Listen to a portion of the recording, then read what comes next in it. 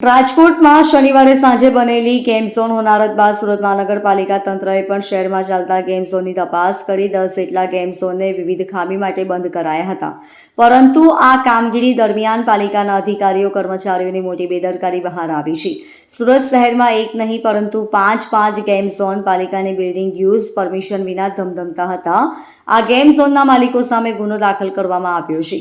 પાલિકા વિસ્તારમાં લોકો પોતાના રહેવા માટે ઘર બનાવે છે. જો તેમાં પાલિકાની બિલ્ડિંગ યુઝ પરમિશન ન હોય અને વસવાટનો પ્રયાસ કરવામાં આવે તો પાલિકા તંત્ર આકરી કામગીરી કરે છે. પરંતુ સુરતમાં લાંબા સમયથી પાંચ ગેમ ઝોન પાલિકાની બીયુ પરમિશન વિના કેવી રીતે ચાલતા હતા તે લોકોમાં ચર્ચાનો વિષય બન્યો છે. લોકોમાં એવી પણ ચર્ચા ચાલી રહી છે કે બધા નિયમો સામાન્ય લોકો માટે જ હોય છે. રાજકારણીઓ અને અધિકારીઓની મિલીભગતના કારણે આ ગેમ ઝોન બીયુ પરમિશન વિના ચાલતા હતા અને આવામાં મોટો ભ્રષ્ટાચાર થાય છે તેવો આક્ષેપ લોકો કરી રહ્યા છે. સરકારના આદેશ બાદ સુરત પોલીસે કાયદાનો કોરડો વીંચ્યો છે. પાલિકા પોલીસ અને DGVCLના સંયુક્ત ચેકિંગમાં વિવિધ ક્ષતિઓની પોલ ખુલ્લી પડી ગઈ છે.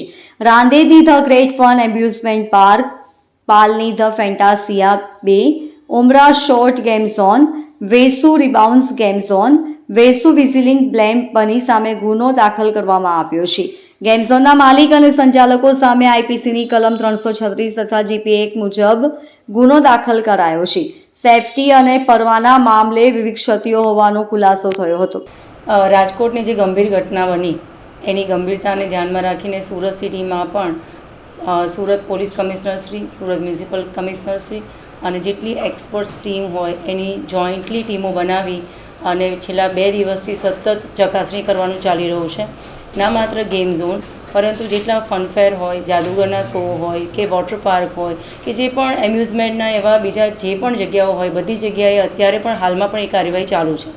આ ચકાસણી દરમિયાન જ્યાં પણ એવું લાગ્યું કે એનું પરફોર્મન્સ લાઇસન્સ, પ્રિમાઇસીસ લાઇસન્સ એ લીધું નથી અથવા અપડેટ નથી કર્યું અથવા તો જે નોર્મ્સમાં એક્સપર્ટ્સ બધાએ જોયા પછી એમને લાગ્યું કે ધારાધોરણ ફોલો થઈ રહ્યા નથી તો ત્યાં એને બંધ કરવાની કાર્યવાહી, સીલ કરવાની કાર્યવાહી અને કાયદેસરની કાર્યવાહી હાથ ધરી છે.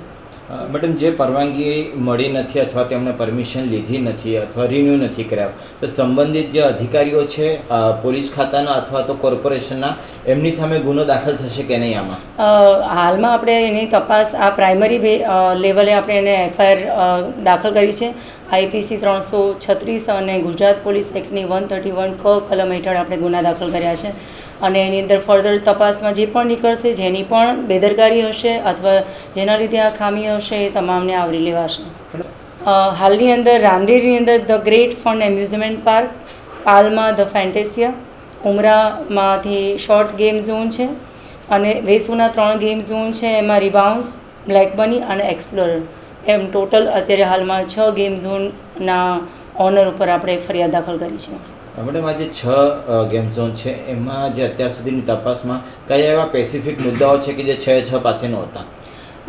6 માટે એક જ સ્પેસિફિક મુદ્દાઓ નથી. એમાં અલગ અલગ મેં તમને જણાવ્યું એમ કે સ્ટ્રક્ચર, ઇલેક્ટ્રિકલ, ફાયર અને એમની પાસે જે ડોક્યુમેન્ટ્સ હોવા જોઈએ એ તમામને ચેક કર્યા પછી જેની અંદર આપણે સૌથી વધારે ગંભીર ક્ષતિઓ લાગી છે અને જ્યાં સૌથી મોટું ગેધરિંગ થાય છે.